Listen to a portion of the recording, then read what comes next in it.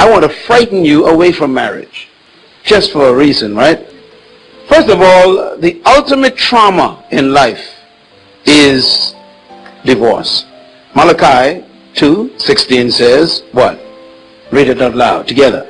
I hate divorce, says the Lord, God of Israel.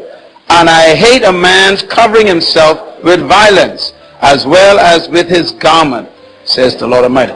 Notice he ties divorce with violence. Why? Because divorce is a violent act.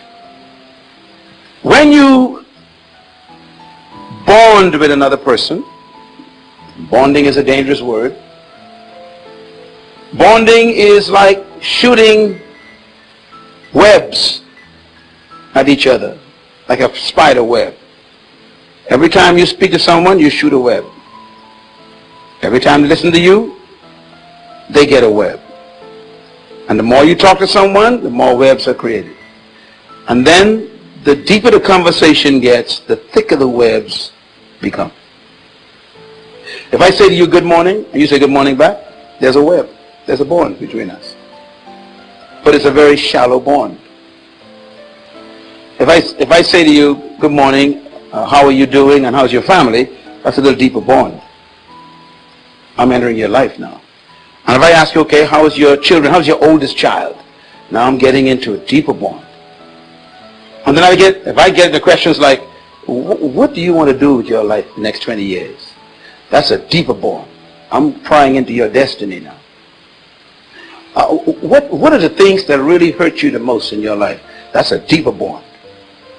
See, and you got to be careful who you bond with and what questions you ask. Because there's certain relationships you got to keep them at the thin level. You don't want to get too deep.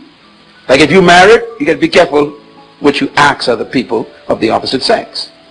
Because you don't want certain bonds to be connected or created.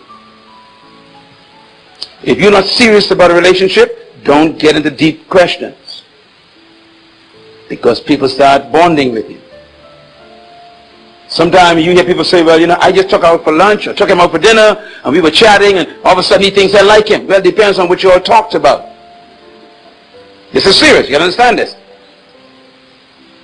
You start talking to a person about, well, what are your dreams for the next 5 years? Right away you're telling me you want to get at a deeper level in my life. That's a serious bond you want to connect.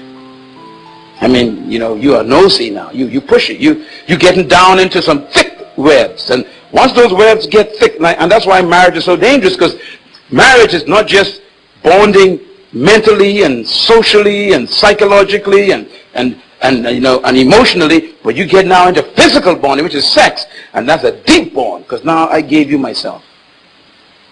And divorce is trying to break that bond, all those bonds. And you can never break a bond. If you are bonded at that level, and sometimes it's not even marriage, you might be going along with someone for 5 years. You all been, close to each other, and you've been courting or whatever you call it for 5 years. There's some thick bonds in there. You isolated yourself from other people to bond with this person. So them bonds are deep, and you decide you can break it off. It ain't that simple. It's almost like a marriage. And you cannot break a bond. You can't even cut it. You have to tear it. And that is called a broken heart. A broken heart is bleeding bonds. They are open wounds. They were ripped from your emotions, from your psyche, from your spirit. And that's why relationships are very dangerous. You don't want to develop at levels that you can't be responsible for. And that's why God says, I hate divorce. Divorce is traumatizing. It's the ripping of two people's bonds apart. No lawyer can give you a divorce. Impossible. No judge can give you a divorce. Impossible. What they give you is a piece of paper. They cannot give you an emotional divorce. That's why when you leave the classroom, all hell breaks. I mean, when you leave the courtroom, rather, all hell breaks loose after that for months. Because it ain't as simple as you thought. And if kids are involved, the bonds are twice as thick. So he's saying before you even get into marriage, think about this. Can I handle the ripping? Can I handle wounds that last for 10 years? I'm still licking them.